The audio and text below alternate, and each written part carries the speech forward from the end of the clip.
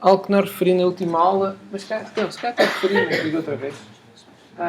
Também é comum encontrar estes outros nomes para os arrays. Eu optei por começar a dizer mais array mesmo, para não haver estas dúvidas. Mas estes nomes são muito comuns em português também, em livros de programação portugueses. Cadeia ou quadro. Mesmo quando às vezes é só uma dimensão, fala-se em quadros. Mas mais frequentemente fala-se em vetores e matrizes, ou vetores e quadros. O vetor será aquela lógica do que nós estivemos a falar, de arrays de uma dimensão, né? Portanto, uma lista só. No que fizemos a falar foi de inteiros. Portanto, outro nome que é aquela analogia com a matemática que eu vos falei, né? Também se fala em vetores quando é uma matriz, por assim dizer, só com uma linha. Portanto, são outros nomes que vocês podem encontrar em alguma literatura em português. Depois há aqui um conjunto de operações com arrays. Não sei se vocês já tentaram fazer. E a parte que está aqui, que possivelmente poderia não estar, é esta aqui.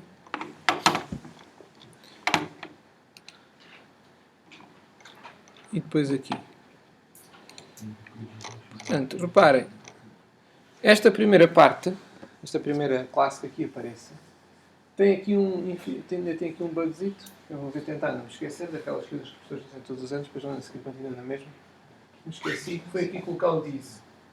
Não é propriamente um bug, é um bug em relação às nossas regras de estilo, não é? É o que eu tenho recomendado fazer. Que não é aqui neste caso está correto.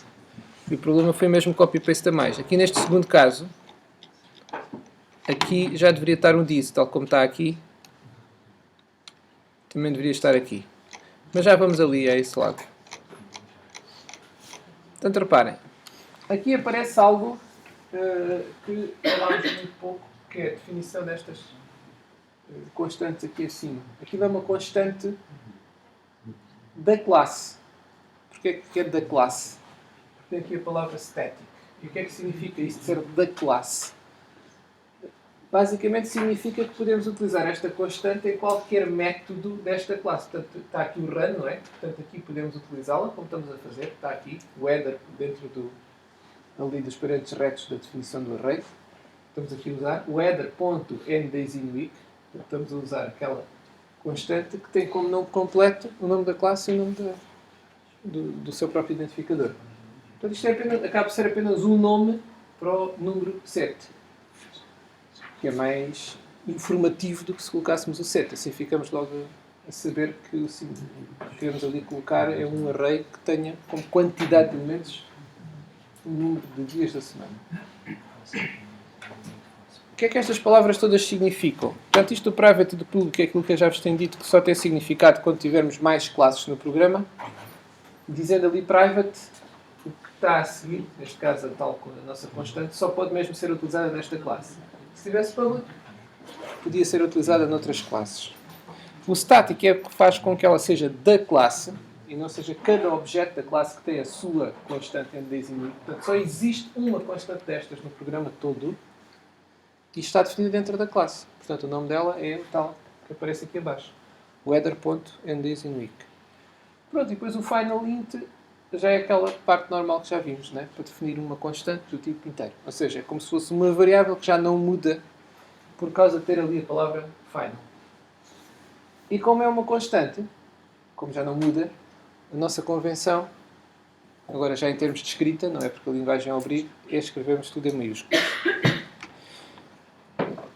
Pronto, este código que aqui está só tem essa constante e depois define aqui o array. É uma das formas que falámos já no final da última aula, em que primeiro criámos o array vazio. E depois, ou seja, com esta quantidade de elementos, que são 7, na prática, esta constante é o valor 7, e depois a seguir é que preenchemos. Qual seria a alternativa a isto? Seria isto que vimos na última aula de colocar logo os valores. Por acaso aqui já não tenho, eu vou tentar fazer copy-paste, embora este copy-paste dos PDFs às vezes não resulta muito bem. Vamos lá ver se eu fiz um copy-paste muito grande. private run. Bem, ele está com um aspecto normal. Esperemos que funcione. Vou apagar isto, que ainda foi do último mal. Vou só ver se dá aqui algum erro. Ele diz que não tem erros, portanto agora vou só ajeitar o código para se perceber alguma coisa. Pronto, isto não, copy paste desta vez funcionou.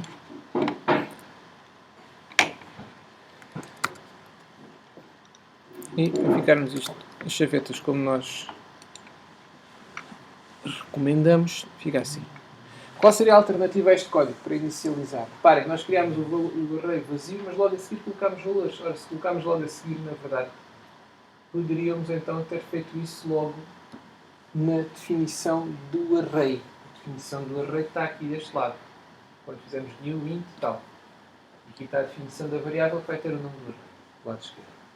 Mas aqui na definição do array podemos pôr mais informação, nomeadamente estes números. Lembram-se como é que isso se faz? Basicamente, podemos chegar aqui e acrescentar umas chavetas. 1,3,0, são estes números que estão ali, 0, 6, 3, 8, para termos os mesmos que estão ali em baixo. E estes já não fariam falta.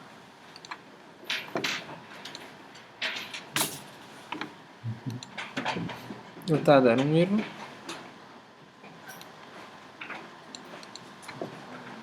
Possivelmente devido aqui a isto. Pronto. Reparem que ele aqui, eu tinha deixado aqui a constante. Ele infelizmente não gosta que a gente coloque aqui a constante. Ou seja, quando colocarmos os valores, ele dos valores deduz quantos são. E aqui, este valor na verdade é 7. Ele já não gosta.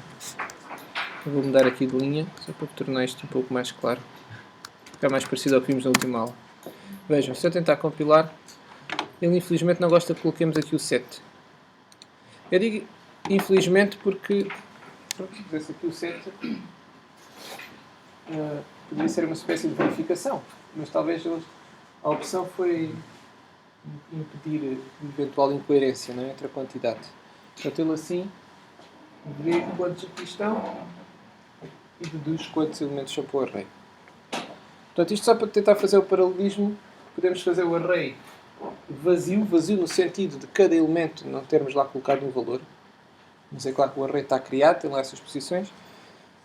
E depois a seguir é que colocávamos os valores nas posições, ou podemos, se soubermos logo os valores, como era aqui o caso aparentemente, podemos pôr logo valores. É claro que a razão aqui é que o mais típico era não sabermos logo. Nós queríamos criar o array e só mais tarde aqui íamos obter os dados de quantas horas de chuva tinha havido em cada dia. E nesse sentido é que estaria mais correto eventualmente termos o array vazio e mais tarde aqui íamos preenchê-lo com os dias de chuva.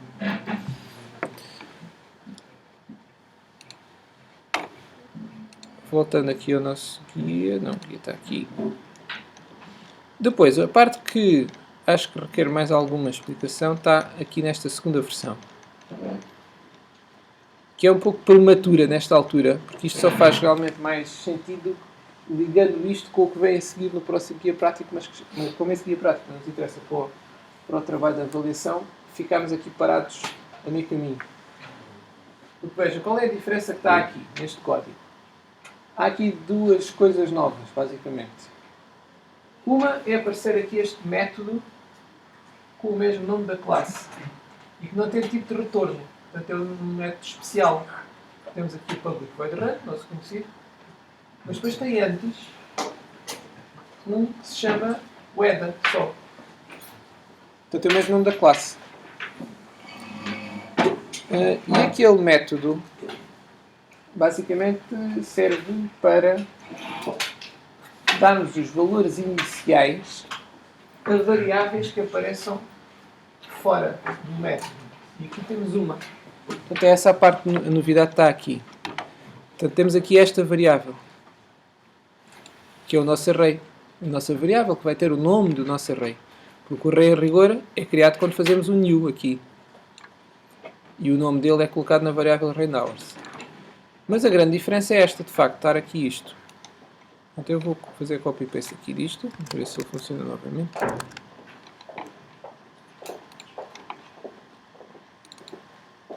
Bem, vou atropelar este, para que não seja grave.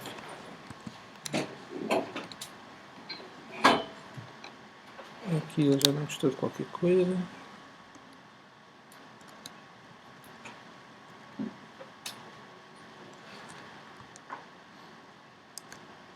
Estou aqui assim um bocado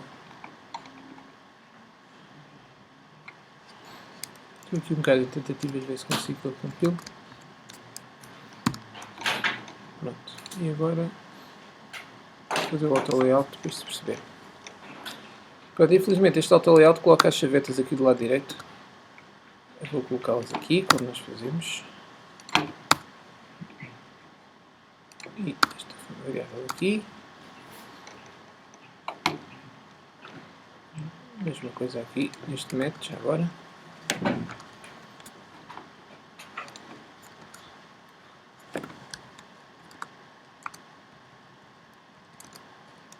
Pronto, isto aqui na verdade é o end header.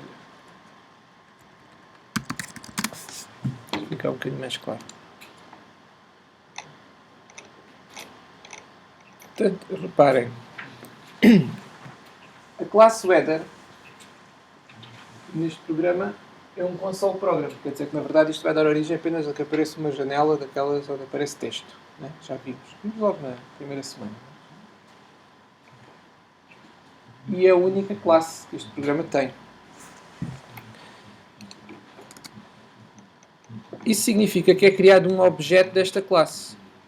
Portanto, quando eu faço isto na verdade é uma simpatia para que faz com que seja criado um objeto, de certa forma faz aqui um new header, cria um objeto daquela classe, mas depois chama logo, embora indiretamente, o run.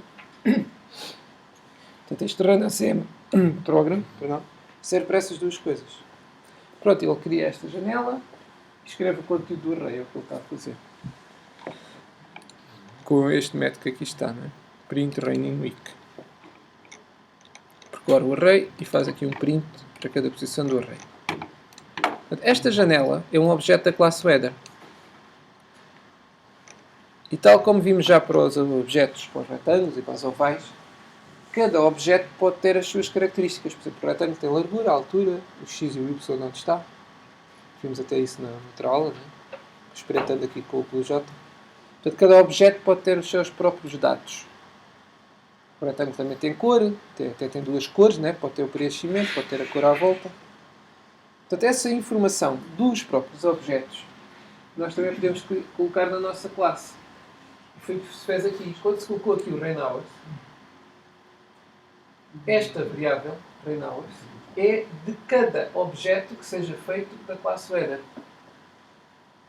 Então, isto quer dizer que se é do objeto da classe header, que é aquele que foi criado automaticamente, que deu origem à janela, portanto aquilo que é criado aqui, neste caso é criado automaticamente quando eu faço isto, que tem esta janela, onde estamos a escrever os números. Aquele objeto da janela, ou digamos, até podem pensar de certa forma que aquela janela tem uma informação associada, que é esta que está aqui fora, sem a palavra static, porque esta da palavra static já vimos há pouco, que pertence à classe header. Portanto, mesmo que por acaso existissem várias janelas header, só existiria uma variável endDaysInWeek. Só havia uma mesmo. Em todo o programa só havia uma. Mas, se existissem vários objetos header, cada um deles teria a sua variável rainhours. Não sei se dá para perceber a diferença. A diferença é o facto de uma ter static e outra não ter. Ao ter static, só existe uma em todo o programa. Só que por acaso está arrumada dentro da classe header. Portanto, ao ter aqui static, existe esta constante dentro desta classe. Esta aqui, vejam que esta parte é idêntica a definir uma variável, não é? É a mesma definição de uma variável. Mas não tem static aqui. Como não tem static, cada objeto da classe header teria uma variável destas. Isso também significa outra coisa. Que então pertence ao nosso objeto header mesmo. E por isso é que aqui, por exemplo, aqui está this.rainhours. Porquê? O que é o this? O this é o objeto da classe header, o tal que é criado aqui automaticamente. Portanto, quando executo isto, é criado um objeto da classe header, que é esta janela, e esse objeto aqui dentro é referenciado como this. O pequeno bug que está aqui é que aqui também deveria estar o this. Isto depois pode fazer um pouco de confusão o facto de estar num lado e outro não estar. Aqui também deveria estar, porque estamos a falar daquela variável rainhours. Não há aqui mais nenhuma. Exatamente por não haver mais nenhuma é que isto funciona a mesma, mesmo sem o this. Porque se eu encontro só este nome e não o encontrar aqui dentro do run, vai procurar mais fora, por assim dizer. E encontrar aqui este. Pronto, então, mesmo sem termos o this, mesmo sem termos isto, só com rainhours, ele consegue descobrir o que é este rainhours, apesar de ver que não há aqui nenhum, e vai à procura mais fora, por assim dizer. Portanto, vai à procura dentro do this, ou seja, do objeto a que pedimos para executar o run. Que é aquele da janela que depois nós vemos. Então, recapitulando, o que é que aqui há de novo? Há aquela variável ali em cima definida, que normalmente se chama atributo, ou em inglês muitas vezes utiliza-se o nome field, de campo. É um atributo do objeto, é um dado do objeto. E estas variáveis que estão aqui, por convenção, muito usual, e é uma convenção com razão de ser, como vamos ver mais adiante, quando vermos outra guia. Estas variáveis inicializam-a dentro de um método especial que tem o mesmo nome da classe. Que, a rigor, é um método destes, com o mesmo nome da classe, que nós chamamos, quando fazemos new nome da classe. Portanto, quando vocês fazem new grect, já vimos até que na classe grect há lá dois construtores, não é? Um que recebe só largura e altura, e o outro que recebe x, y, largura e altura. Repararam já nisso? Eu vou-vos mostrar aqui. Só para... Aqui logo no início da página está um link aqui para a documentação. Se vocês forem... Já estou a esperar. Vou ligar aqui o transformador. Se formos aqui à classe grect, por exemplo, reparem, está aqui Constructor Summary. E estão estes dois. Isto são as duas hipóteses que nós temos para criar um retângulo. Por isto maior. Estas duas que aqui estão. Veja, quando nós fazemos new grect, nunca fazemos, não costumamos fazer só isso, né? Fazemos new grect e depois pomos ou 2 números ou 4 números. Vocês já viram que há estas duas hipóteses, certo? Se pusermos só 2 números, estamos na verdade a utilizar este construtor que recebe 2 números, são 2 doubles. Também podem ser inteiros, porque ele converte automaticamente o inteiro para double. Mas fazemos new grect e 2 números, estamos a usar este construtor. Quer dizer que o primeiro número vai ter o significado de largura do retângulo e o segundo de altura. Se fizermos new grect e colocarmos 4 números dentro dos parênteses, podemos utilizar este segundo construtor. Está claro isto? Está aqui? Estou a dizer isto porquê? Porque aqui no nosso código... Não, vamos ver mesmo no J. Aqui, se fizéssemos noutro sítio do programa, então que não estamos a fazer, por isso é que isto faz um pouco confusão. Se fizéssemos new header e não precisarmos de parâmetros porque ainda está em new, estaríamos a executar este método. Na verdade, isto é feito automaticamente, como eu já disse há pouco, né? Quando criamos a janela, ele faz um new header e também faz com que seja executado o método run. Portanto, faz essas duas coisas e por esta ordem. Portanto, primeiro faz isto e depois executa o run. Nos outros programas que temos visto, não existia o tal construtor, portanto ele fazia logo o run. Em rigor, ele até existia, mas não fazia nada. E quando existe sem fazer nada, ele também cria automaticamente. Isso já é detalhe que não interessa. Se ele não está aqui, começa no run, na prática. Não é? Então, neste aqui, o que nós vamos seguir como receita é, usamos esse construtor para dar valores iniciais aos atributos do objeto. E neste caso temos ali o rainhours, que é uma variável para guardar o nome de um array, certo? Porque é int parênteses retos rainhours. Então o que é que lá vamos colocar dentro? O nome do array. Para colocarmos o nome do array temos que o criar. É o que faz aqui o new. Portanto, o new, então, cria um array, portanto, uma sequência de 7 inteiros em memória. E o endereço de onde estão esses 7 inteiros na memória, onde eles começam, na verdade, né? Porque cada um estará no seu sítio, mas o sítio onde eles começam, esses 7 inteiros, ficará guardado na variável rainHours. A seguir vamos para o run, e neste caso já notamos aqui claramente esta separação, porque aqui tínhamos feito o array sem conteúdo nenhum, só a dizer que tinha 7 posições, e agora no run vamos preencher as 7 posições. E como estamos a preencher depois do array ter sido criado, aqui temos mesmo de fazer desta forma, não podemos usar aquela técnica de pôr entre chavetas, se for criado logo na altura, né? Em que é criado o array, colocar logo os valores. Aqui criámos o array, mas não colocámos logo os valores. Colocámos-los aqui, um a um, e depois chamamos este método. Que está aqui uma chaveta mal colocada. Assim aqui. Portanto, chamamos este método aqui. Que é este que está aqui em baixo. E reparem, o que é o this? Este this é exatamente o mesmo deste, né? Como não podia deixar de ser. E é o this, é o nome, portanto é como se fosse uma variável especial que tem o nome do objeto que está a executar o run, neste caso. E aqui foi o objeto que estava a executar o header, o construtor header. E é esse objeto que é criado automaticamente, no nosso caso, quando arrancamos com o programa. O nosso programa é esta classe, portanto ele cria um objeto desta classe e arranca com isto. E aqui, quando fazemos print rainInWeek, estamos a pedir ao this, portanto é o próprio objeto, de certa forma, que está a pedir a ele. Nós já pedimos ao run para executar isto. E agora o run vai pedir ao mesmo objeto que executa lá o método print rainInWeek, que é este aqui. Portanto, é aquele método, e este já vimos um idêntico na semana passada. Simplesmente percorre o array todo e faz print de cada uma das posições, que é aquele output que nós vemos depois lá no cantinho da janela.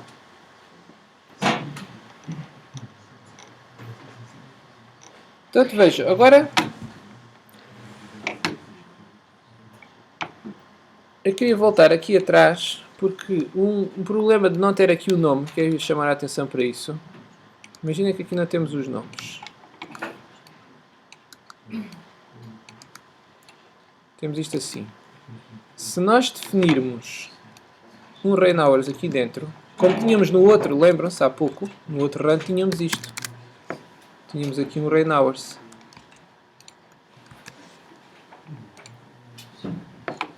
Se fizermos isto, qual é o problema, digamos assim? É que agora temos aqui outro array. Temos uma variável com o mesmo nome desta, mas com uma diferença grande. Esta foi definida aqui dentro. Dizemos que é definida quando tem o tipo atrás, não é? Portanto, ao termos aqui o tipo dela, que é array de inteiros do nome dela, ela é criada aqui. Aqui, e quando eu digo criada aqui, é criada dentro do bloco. Ou seja, dentro do bloco começou com a chaveta que está atrás dela e vai ser conhecida até terminar o bloco. Ou seja, até chegarmos à chaveta que fecha esta. Portanto, ela é conhecida desde o sítio onde é criada até à chaveta que fecha. Portanto, é aquilo que se chama uma variável local do método run. Enquanto que esta não é local, esta é do objeto. Qual é o efeito prático? É que esta, ao estar aqui em cima, e ao ser do objeto header, pode ser utilizada em qualquer método. Portanto, pode ser usada aqui no header, e está a ser, usando preferência o nome completo dela, nisso.rainHours. Também já a tínhamos usado aqui há pouco, né? Estava aqui o this rainHours, e está a ser usada ainda aqui. E também está a ser usada, aqui não está porque está a ser usado o parâmetro. Mas aqui já dá para ver que está a ser usado no construtor e também está a ser usado aqui. Porquê? Porque ao ser definida aqui em cima, o contexto possível de utilização dela, em inglês chama-se scope, é isto. S-C-O-P-E. Às vezes há quem traduz isto para escopo em português. Mas eu não gosto desse tradução. É o scope. É porque gosto mais de chamar contexto. mais normal, é a zona em que a variável é conhecida. Portanto, digamos assim, o contexto ali do Rain Hours, ou scope, é toda a classe. E vejam que é um pouco a mesma lógica. Também ela está em rigor dentro deste bloco que começou aqui. Não está dentro nem do bloco do header, nem do bloco do run. Está dentro deste. Então, enquanto este não terminar, a variável é conhecida. É conhecida dentro de um bloco. Só que é o bloco que está a apanhar, por assim dizer, todos os métodos. Portanto, esta variável é utilizável em todos os métodos. Portanto, isto comporta um risco. E a receita é: nós só vamos colocar aqui um mínimo de variáveis. Vamos dar preferência àquilo que temos andado sempre a fazer, que é sempre que possível definimos as variáveis localmente. E neste trabalho, já agora acrescentar que neste trabalho de avaliação, a ideia é que seja mesmo obrigatório que todas as variáveis sejam locais dos métodos, como temos andado a fazer. Portanto, isto é algo que só vamos usar e com parcimónia, vamos usar pouco para a frente. E a lógica é sempre a mesma. Em programação, as variáveis devem ser conhecidas no mínimo espaço em que façam falta. Portanto, não, devemos evitar a tentação de começar a colocar variáveis todas mais visíveis, né? Visíveis toda a gente. Isso significa irmos caminhando no sentido daquilo que se chama as variáveis globais, né? Que todas as variáveis eram conhecidas em todo o lado. Isto dá origem a um código mais complicado de perceber e mais propenso a erros. Porque se toda a gente tem acesso às variáveis, é mais fácil alterá-las por engano, por assim dizer. É mais fácil existirem erros no programa. Portanto, cada variável deve ser conhecida só durante o mínimo tempo possível, digamos assim. O que significa, na prática, um contexto, um scope mais pequeno, dentro de um bloco mais pequenino, sempre possível. Mas eu tinha colocado aqui esta variável para vermos qual era o problema. Se fizermos isto, esta é uma e esta é outra. Acha que está claro? Porque é que são duas diferentes? Têm o mesmo nome, é verdade, mas são duas diferentes. E agora, isto que está lá no enunciado sem colocação do this já comporta um risco. Qual é? Agora aqui qual é a variável que estamos a falar? Quando eu faço isto aqui, rain hours 0, qual é o rain hours? Aqui há uma e aqui há outra. Estamos a falar desta, ou seja, ao não dizermos exatamente qual é, por não ter colocado o this, ele vai tentar, aquilo chama-se resolver o identificador, ou seja, encontra este nome e vai ver o que é que isto é, ou seja, onde é que ele está definido. E procura por proximidade. A lógica para tentar descobrir qual é ver o que é que está mais perto. O que está mais perto deste é este aqui.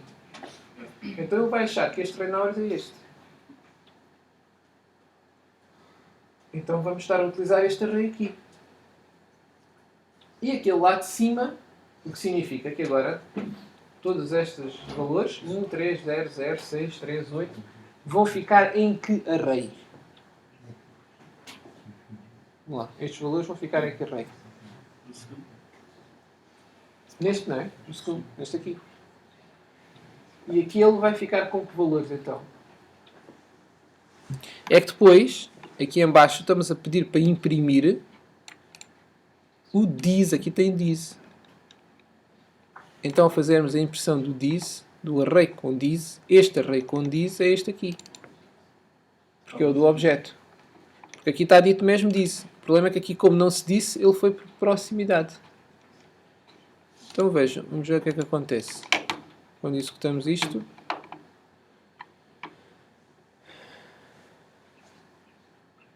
vou demorar um bocadito. Vejam, escreveu zeros, são tudo zeros. Porquê é que escreveu zeros? Porque na verdade na linguagem Java, noutras linguagens até podia ser pior do que isto. Na linguagem Java, quando definimos o array, por exemplo aqui ou aqui, né, estamos a definir dois, ele inicializa os valores do array. O que é que isso significa? Significa que ele cria estas posições, neste caso são certos. Aqui eu abandono. Agora se tem aqui. Escrevo.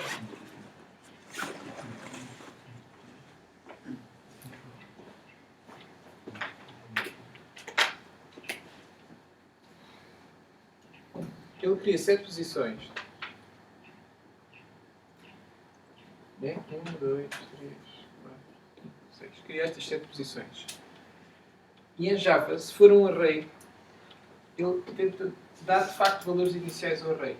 Por exemplo, uma linguagem C isso não é garantido e poderia ficar cá lixo. Ou seja, não se sabe o que é que lá está, porque está qualquer coisa. Mas em Java, se for um array de inteiros, ele vai inicializar a 0. Vai por aqui zeros, se nós não dissermos nada. Logo quando o criamos. Então, mesmo quando fazemos só isto, já criamos o array, as suas 7 posições e todas com 0. E aqui aconteceu o mesmo. No segundo, naturalmente. Só que neste segundo, depois fomos lá colocar outros valores. Portanto, este array já ficou com valores. Mas aqui, estamos a pedir para imprimir o primeiro. Porque aqui está this. Portanto, o this rain hours agora é diferente de rain hours só. Porquê? Porque há o rain hours aqui local. Portanto, esta é uma razão. Isto pode fazer muita confusão se uma pessoa não se perceber logo disto, não é? E é uma boa razão para nos habituarmos a usar sempre o this. Embora isto de usar sempre o this não seja nada comum. Se vocês forem ver os livros, quase todos, possivelmente, não posso dizer todos, não os conheço todos, mas a grande maioria não usa de facto o this sempre. Há mais a prática de fiar nisto, nesta resolução automática, não é? Enquanto encontrar aqui, se não encontrar é que vai pôr, então não vale a pena pôr o this. Mas se colocarmos o this, as coisas ficam de facto mais claras. E neste caso até permite perceber-se do que é que se está a falar. Portanto, se uma pessoa for cuidadoso na utilização do this, ao ver isto, a ideia é assim, bem, então devia haver aqui uma variável local, e neste caso até há, é esta. Quando aparece o this, pronto, se tem o this é de certeza uma variável do objeto, tem que estar cá em cima. Basta pensar que se aqui tivesse outra coisa qualquer, não é? Isto